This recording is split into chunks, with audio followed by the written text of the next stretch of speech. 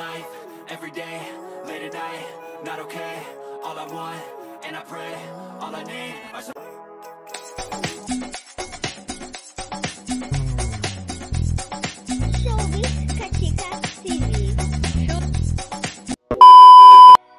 Hello mga kachika!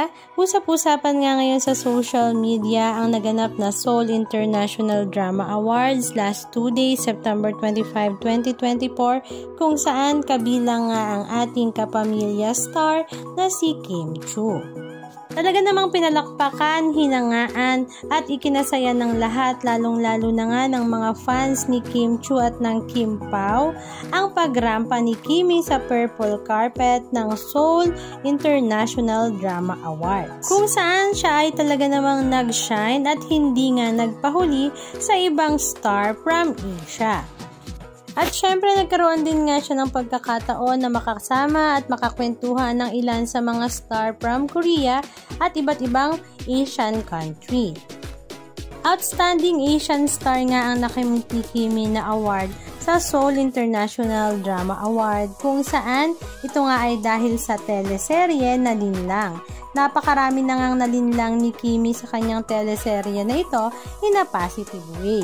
Samantala, kinaliwan naman ng mga netizens ang daddy long legs ni Kimi na si Direk Lauren Jogi dahil nga sa full support nito from the start, kung saan nagsisimula pa nga lang si Kimi at ngayon nga namamayagpag ang kanyang career. At after naman ng pagrampa sa purple carpet ay talaga namang hindi napigilan ni Kimi ang pag-iyak at hagulhol dahil nga sa kanyang tuwa at saya dahil sa international award na ito.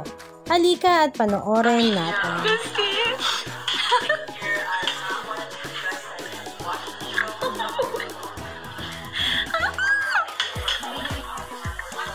Wala ka pang award.